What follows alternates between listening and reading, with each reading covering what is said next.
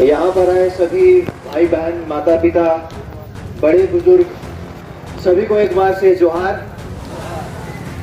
रिमझिम बारिश हो रहा है, तब भी यहाँ पर हमारे साथी लोग आकर के ये एक पूरे संदेश देना चाहते हैं पूरे प्रखंड को कि आज भी आदिवासी अपने जल जंगल जमीन की रक्षा करने के लिए पूरी तरह से प्रतिबद्ध है और समर्पित है।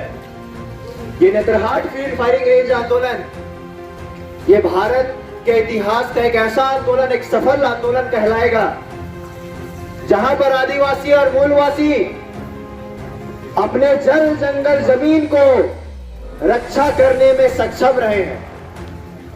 लगभग 1200 स्क्वायर किलोमीटर ये बहुत ही बड़ी जमीन आती है जिस पर Netarhat field firing range pilot project बैठता था। मैं सर्वप्रथम यहाँ पर हमारे माताओं और पिताओं को धन्यवाद देना चाहता हूँ।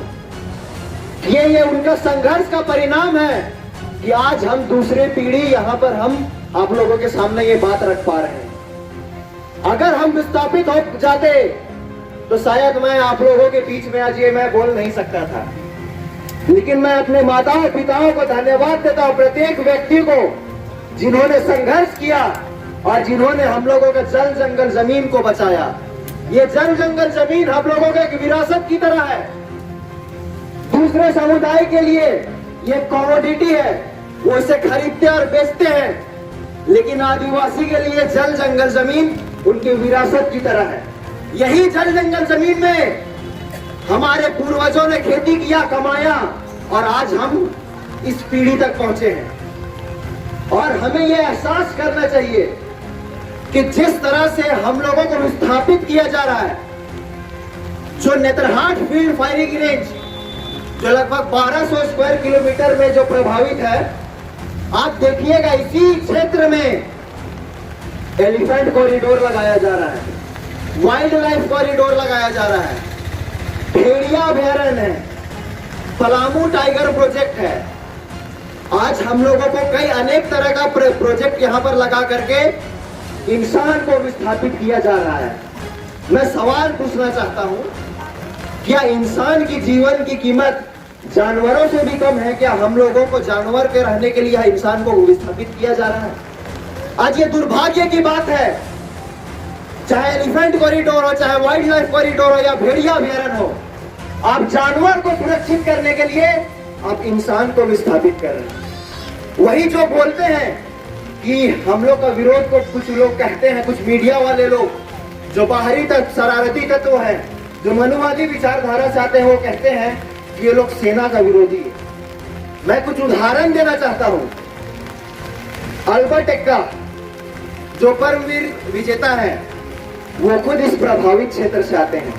यही नहीं बल्कि यहाँ से हजारों सैनिक, यहाँ से हजारों आदिवासी और मूलवासी आज भी सेना में कार्यरत है। आप उदाहरण के तौर पे ये भी देख सकते हैं कि जो कारगिल युद्ध हुआ था उसमें भी इस प्रभावित क्षेत्र से लोग शहीद हुए थे। तो आप कैसे बोल सकते हैं कि हम सेना का विरोधी हैं? आज भी यहाँ इस क्षेत्र से, प्रभावित क्षेत्र से हजारों की संख्या में आज सेना में लोग कार्यरत हैं।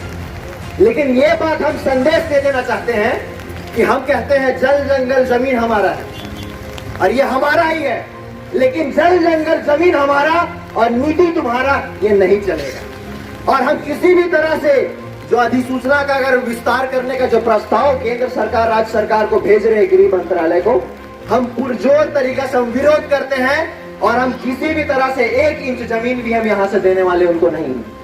और हमारे बड़े बुजुर्ग यहाँ से जितने भी लोग आए हैं, अपने जनप्रतिनिधि, चाहे वो ग्राम प्रधान हो, चाहे वो वार्ड सदस्य हो, चाहे वो मुखिया हो, पंचायत समिति हो या जिला परिषद हो, सचेत रहने के लिए कहिए, क्योंकि केंद्र सरकार द्वारा यहाँ से अधिसूचना को बढ़ाने के लिए प्रस्ताव भेजा जा रहा है राज्य को, और राज्य यहाँ पर डीसी को भेज और डीसी और एसडीओ को भेज रही है। तो ये पुरजोर विरोध होना चाहिए, क्योंकि हमारे लोग भी, कुछ लोग बिना पढ़े लिखे कोई भी कागज को सिग्नेचर कर देते हैं और फिर जा करके क्या होता है कि सरकार उसी आधार पर अधिसूचना का विस्तार कर देती है। तो जब ग्राम सभा में ये प्रस्ताव आएगा ये खुली रूप से इसे नामंजूर करना चाहिए और एक एक ग्राम प्रधान, एक एक मुखिया पंचायत का सभी लोग इसका विरोध करना चाहिए और विरोध आज से दर्ज कर देना चाहिए कि हम किसी भी तरह से जो Netarhat field firing range pilot project है उसका सूचना का हम लोग विस्तारीकरण नहीं करने देंगे। हम लोगों को, यहाँ के आदिवासी मूलवासियों को आप शांति से जीवन यापन करने दीजिए, वरना अगर आप दोबारा से हम विस्तारीकरण करने का प्रस्ताव यहाँ लाइएगा या सहमति दीजिएगा तो हम चुपचाप रहने वाले नहीं हैं। ये उलगुलान जारी रहेगा।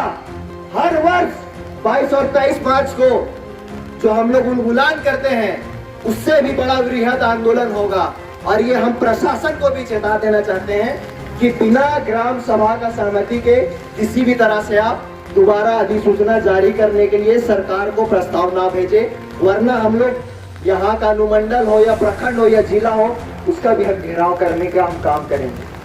तो बारिश भी आ रहा है, इन्हीं शब्दों के साथ मैं आप लोगों को फिर से मैं पुनः कहना चाहता हूँ कि किसी भी तरह से नेतरहाट फील्ड फायरिंग रेंज से संबंधित किसी भी तरह का अगर आप लोगों को कोई कागज ग्राम प्रधान हो या वार्ड हो या मुखिया को अगर जाता है तो एक बार पढ़ ले, उसके बाद ही उस पर उस समाज में बैठ करके निर्णय लें।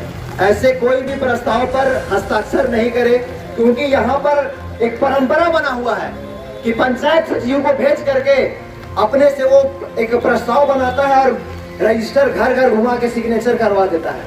तो आपका घर में भी जो रजिस्टर आता है किसी भी तरह से साइन करने के लिए, तो एक बार पढ़ लीजिए और साइन करने से पहले बोलिए कि मैं साइन नहीं करूंगा जब तक आप गांव में ग्राम सभा की बैठक नहीं कीजिएगा, हम साइन करने वाले नहीं। तो अगर ये एकजुटता हमारे लोगों में नजर आएगी तो हो सकता है कि जो अधिसूचना का विस्तारीकरण का जो ये प्रस्ताव लाया गया है सरकार द्वारा, सरकार इसे विस्तार नहीं करेगी। तो इन्हीं शब्दों के साथ मैं अपनी वाणी को विराम देता हूं और अपने जल जंगल जमीन को बचाने के लिए संघर्ष जारी रहेगा। धन्यवाद।